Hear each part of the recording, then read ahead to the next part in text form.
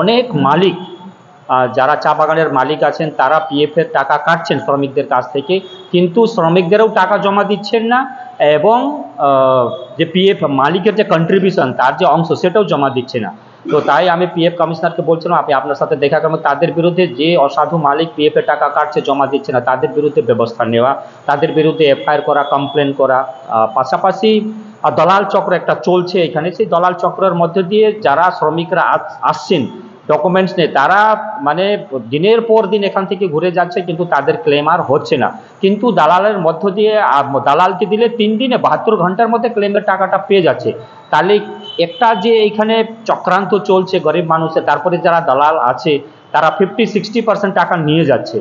তো তার জন্য আমি এর আগে পিএফ কমিশনারকে বলছিলাম, এখনও চলছে, তুলনামূলকভাবে কম হয়েছে কিন্তু এখনও চলছে, যাতে এটা পূর্ণাঙ্গ পুরোপুরিভাবে বন্ধ হয়ে যায়, যাতে যার টাকা আছে সেই এখানে আসে এবং ক্লেম করে এবং সেই টাকাটা পায়, সেটা পিএফ হোক, ইডিএলআই হোক কিংবা পেনশন হোক, সঠিকভাবে পাক। তার জন্য আমি পিএফ কমিশনার যিনি আছেন তাদের সাথে কথা বলে এসেছি, যাতে মানুষ নিজের প্রাপ্য টাকা সঠিকভাবে।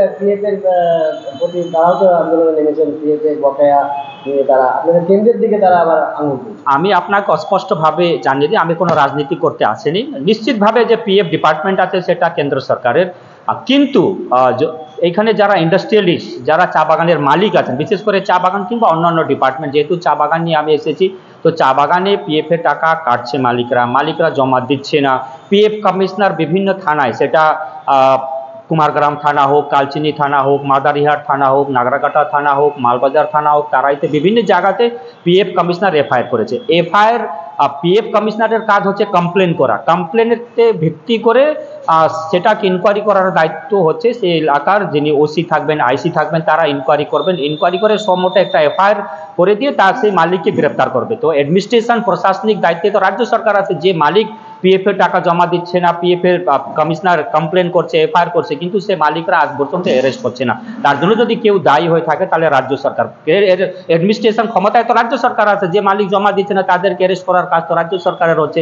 পাশাপাশি যে দলাল চক্র চলছে, এই দলাল চক্রে টিএমসি যারা ট্রেড ইউনিয়নের সাথে যুক্ত আছেন, যারা বিশেষ করে আলিপুরদুয়ারের যিনি রাজ্যসভার সাংসদ, উনার আত্মীয়, আমি বারবার বলেছি এই পিএফ যে দুর্নীতি হচ্ছে, যে দালাল চক্র চলছে, উনার একজন সাড়া আছে বিশ্বজিৎ বেগ, তার ওতপ্রোতভাবে জড়িত আছে এবং পুরো তেরাই থেকে নিয়ে, মানে আপনি যদি বলি তাহলে মেচি নদী থেকে নিয়ে সংকোচ পর্যন্ত তার একটা মানে এজেন্টরা ছড়িয়ে ছিটিয়ে আছে। তাদেরকে কাউকে ব্রেজা গাড়ি দিয়েছে, কাউকে বোলেরো দিয়েছে, কাউকে থার দিয়েছে, তারা বিভিন্ন জায়গাতে গিয়ে সেই যারা কারা মারা গেছে, কাদের পিএফ এর ক্লেম করে জিনিসগুলো বের হয়। এখান থেকেও কিছু তথ্য যে পিএফ অফিস থেকেও তাদেরকে দেওয়া হয়, যাতে এটা পূর্ণাঙ্গ বন্ধ হয়।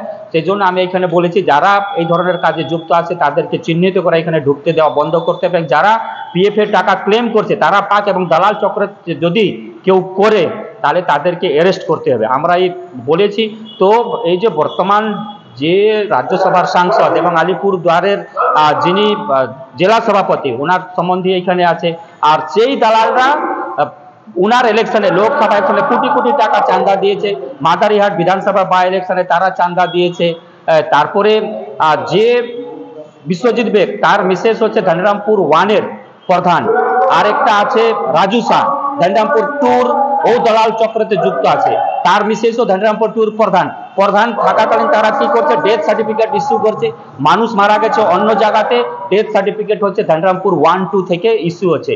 তারপরে বারবার আপনারা খবরে দেখতেন যে মালবাজার মিউনিসিপ্যালিটি থেকে সেখানে ডেথ সার্টিফিকেট গুলো ইস্যু হচ্ছে। তাহলে